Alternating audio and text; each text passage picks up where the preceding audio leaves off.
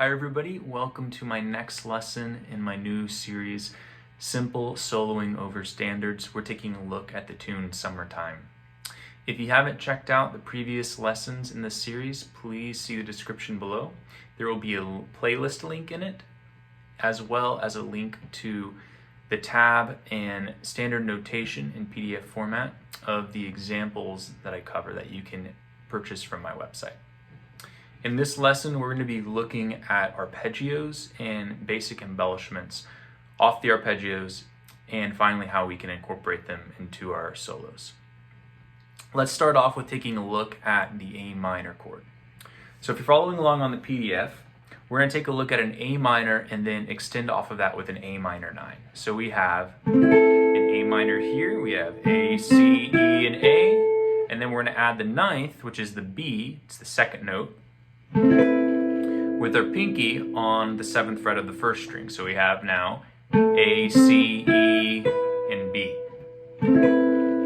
So just practice playing up them. And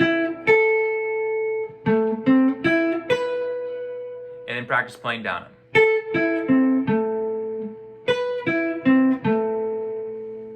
Now, a common kind of lick that we see a lot in the swing playing is playing a quarter note and then 4/8 notes after it. So what I have written out here is just another way of practicing that A minor 9 arpeggio, where we have a high B and then we play down the arpeggio. So it's quarter note, 8th notes. So in time we might go a 1, 2, 3, 4. And we get that kind of sound. Now, incorporating that into our solos, we could think of a couple of ways to put it in. One would just be when we have space. So if I'm playing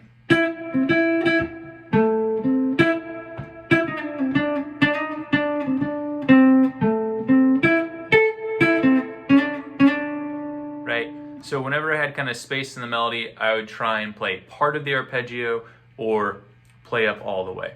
Try something again.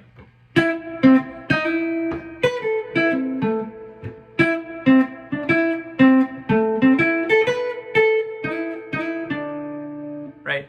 So you kind of get the idea. The other time would be emphasizing certain notes that are in the melody and leading up to them with the arpeggio. So slowly, if we're thinking our melody is going, the emphasis note is the E.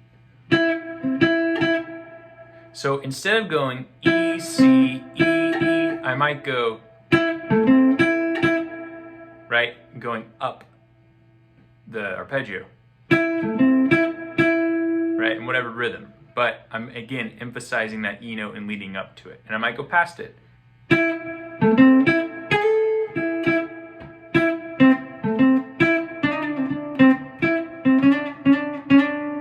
Kind of hear how that works in there. So arpeggios are a great way of leading up to emphasis notes. So we've got an A minor and an A minor 9 just to kind of give it some more color. Now let's take a look at our D minor. We've got A, D, F, and A. Okay, that's going to be our D minor, and then we have a D minor 6, a really common minor sound in the swing era. So we now have A, D, F, and B. B is the 6 of D minor. So we can just practice playing up it. I'm using my my ring finger, right, to kind of roll into the next note there. And then we can practice it with the 6th. To get that sound. And then, again, a common kind of way of doing this is playing the extended note, so in this case the 6th, and then down the arpeggio. So I might go,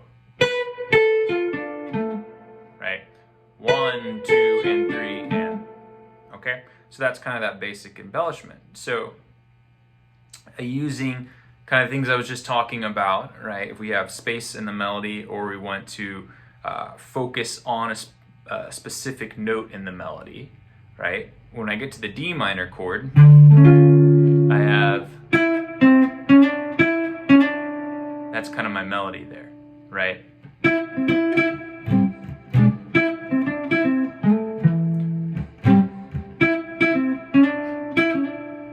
So right there, I might go, just going up the arpeggio, a simple little embellishment.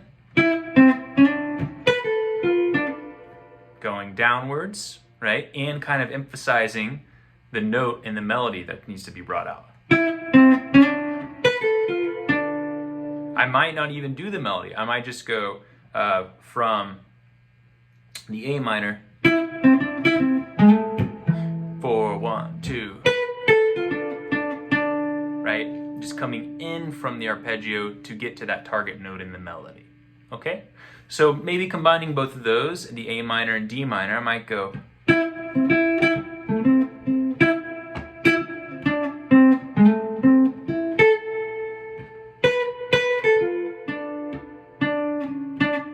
Okay, so that might be one simple way of doing it. Another one.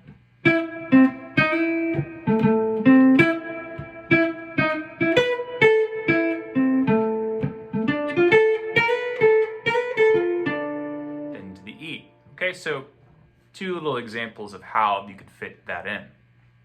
Now let's take a look at the E chord. So the E chord is a little different.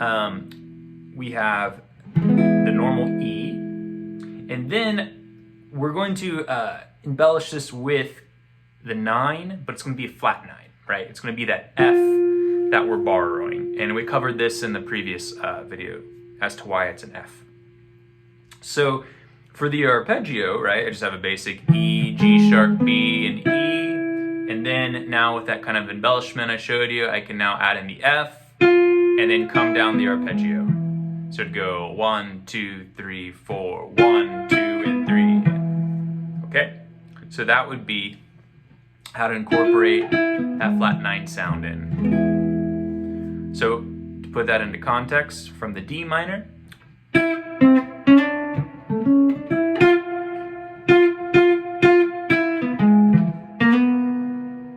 resolved into the A minor. So that was me just working down the E and then getting ready for the A minor again. Another one.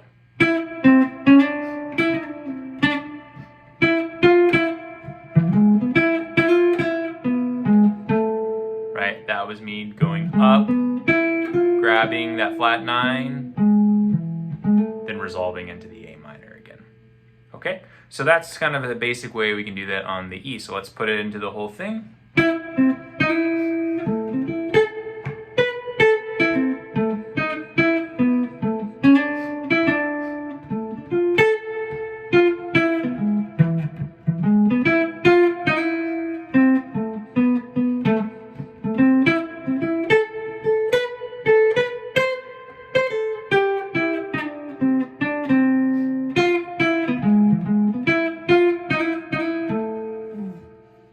Okay, so putting that in with the flat 9 for the E. Now we're going to do the same thing with the A7. So the A7, we have just a basic A triad first, right? So A, C sharp, E, and A. And again, we're going to use a flat 9. I covered this in the last lesson, just like with the E. So there's our B flat. So now we have B flat, A, E, C sharp, A, to set up our D minor chord. Okay, so if we're incorporating that in from the A minor to A7 to D minor now, I might go.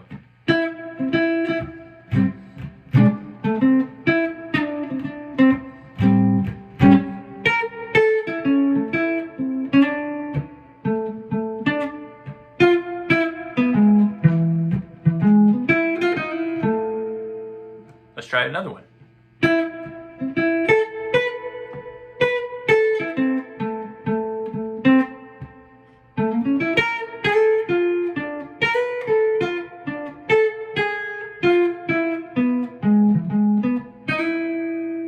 And then one more.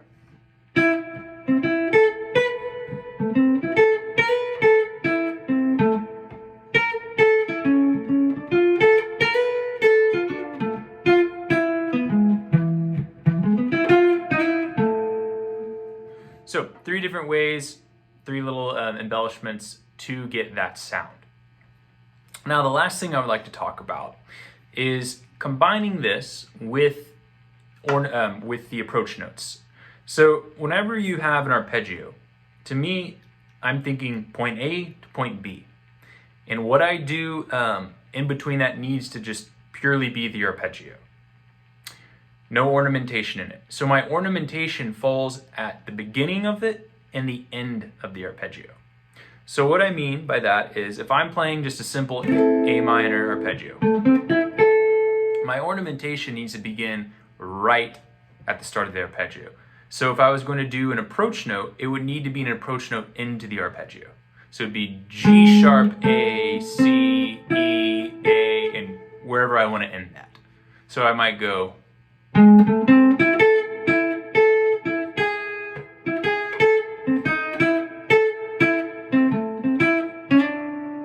into the D minor.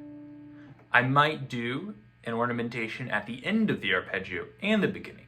So that would be something like playing the approach note and then finishing with the approach note. So I might go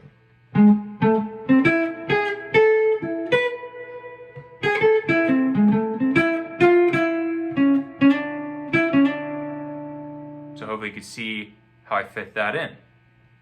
Now the same thing if we're playing on the D minor, right? I've got the approach note here all the way up. So that would be the start of it. So I might go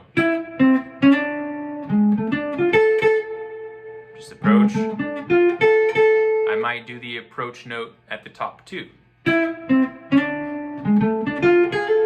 Right? Okay. And then that to me makes it just a better lick, because you're not trying to incorporate all of that at once. You're not trying to put in like an approach note in the middle of the arpeggio, and it helps me in my playing just differentiate what I'm doing, so I can be very exacting and specific when I put in these ideas. So putting that all together, we might have a solo that sounds something like this.